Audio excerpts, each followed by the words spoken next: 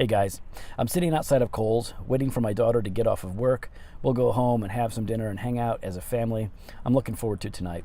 But I did want to address a statement that was made on YouTube. It was a comment left on my first video, my first Q&A, on the advice that I give to people who are interested in going into vocational ministry.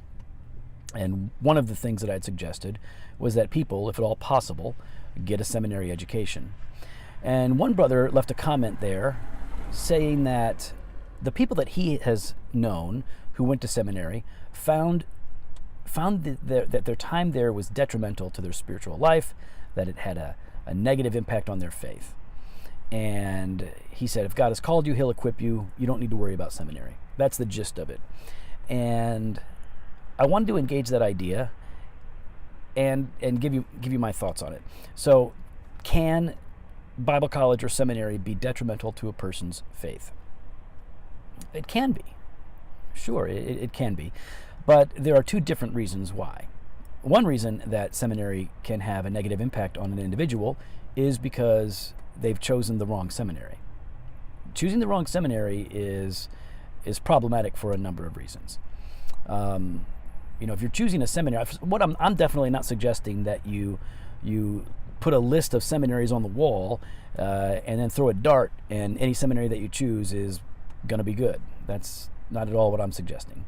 Choosing a seminary is important. You want to make sure that you're choosing a seminary that has good theology, and a theology that is complementary to your own perspective. Where and how do you want to grow theologically? What tradition do you want to be a part of? What denomination or tribe do you see yourself joining, or are you already a part of? I advocate that people find a confessional school, a school that adheres to a confession of faith, where the teachers are teaching in accordance with that.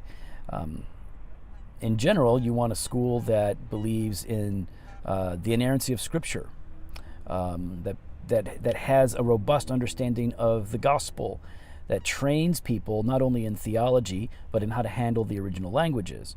And on top of all of that, you want a seminary that's going to work hard to make the connection between theology and experience, but also preparation for ministry and the local church. If you choose the wrong seminary that doesn't do a good job theologically, or that doesn't help you to maintain a robust spiritual life, then you're going to run into some trouble, for sure.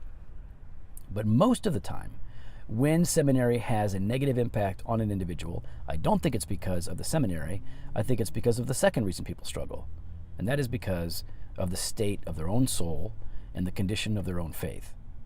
Sometimes seminary turns out to be a bad idea, and it's not because the seminary is bad, it's because we're not ready for it. We're not prepared for that experience. When I was in Bible college, I went in after 3 years of being a new Christian, and those 3 years were characterized by a vibrant faith, a lot of spiritual growth, a lot of zeal, a lot of excitement. And over the 4 years that I was in Bible college, I found myself becoming spiritually cold, arrogant, combative, and definitely not ready for ministry. It wasn't the school's fault. It was my problem. It was that I was not doing the hard work of finding the connection and maintaining the connection between theology and piety. By the grace of God, in my last year, he began to convict me of my sin and show me my error, and he gave me some good counsel in the form of books as well as preachers to point me in the right direction, so that when I went to seminary, that was a time of restoration, of healing and revival for me. So your problem, an individual's problem with their seminary experience, can very likely be because of where they're at, personally, spiritually. I don't think that seminary is an absolute necessity, but it is foolish, in my estimation, to think that it is altogether unnecessary, that it is inconsequential. You're not likely to get the kind of instruction in your local church that you can gain from a seminary, particularly when it comes to things like church history, Greek and Hebrew, and the more complicated and the deeper aspects of things like biblical theology. So even in a theologically robust church, I think we have a theologically robust church. We train pastors, we train church planters, and we send them out. But we can only do so much. So I encourage them, if it's possible, get a seminary degree, but choose the right seminary. For the record, none of our church planters, we've sent out 4 church planters from Redeemer to plant churches that are all healthy, gospel-centered churches, and none of those men have seminary degrees. In fact, only one of them has a master's. In fact, he has 2 masters. He has a master's in exegesis and a master's in systematic theology, but not an MDiv. And the others have either bachelor's, and one of them doesn't even have a bachelor's degree. But they are good, healthy, faithful pastors. In fact, one brother that has a bachelor's degree in history from a state college and no seminary training is just as sharp as your average seminary grad theologically, and sharper than a lot of them that graduate. So I'm not suggesting that you have to go to seminary, but that if it's possible, do that.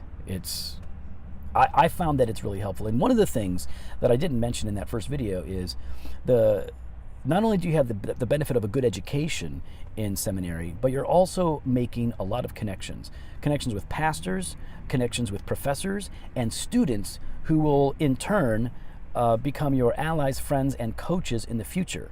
That sort of networking, I don't mean to use the word networking in a worldly sense, but that kind of fellowship has produced in my life tremendous, tremendous fruit. One of the brothers that I met my freshman year at seminary, my first year in seminary, was Steve McCoy, who is a dear friend, one of my closest friends. And I wouldn't have that connection were it not for seminary. So it's not for everybody. Seminary is not for everyone, but it is a good option. I hope that you will seriously consider it. The seminaries that I like, there are many. I'll just name a few. For those in the Southern Baptist Convention, I highly recommend the Southern Baptist Theological Seminary. That's my alma mater. Midwestern Baptist Theological Seminary is a great seminary, doing a really good job. Southeastern is also a good seminary. So if you're looking at Southern Baptist schools, there are 3. One of the seminaries that I absolutely love is the New Seminary, the Institute for Reformed Baptist Theological Studies. And the IRBS Seminary is a great work in Texas. I would encourage you guys to check that out, especially if you want a Reformed Baptist theological training. You're not going to do better than that. When you're going to something like Southern, it's definitely Calvinistic, but it's not truly Reformed. And so you have to know what you're getting when you go into a seminary. So that's my take. For what it's worth, maybe it's not worth much, but that's my response to the brother who left the comment. Thank you for doing that. I hope you guys will check out the podcast, Doctrine and Devotion. You can find it at doctrineanddevotion.com. And we would love to hear your thoughts and your experiences on seminary. Did you go? Did you go to Bible college? Was it good? Was it bad? And if it was a bad experience, why? Was it the school or was it you? For me, the problem was inside my own heart. It was not in the institution.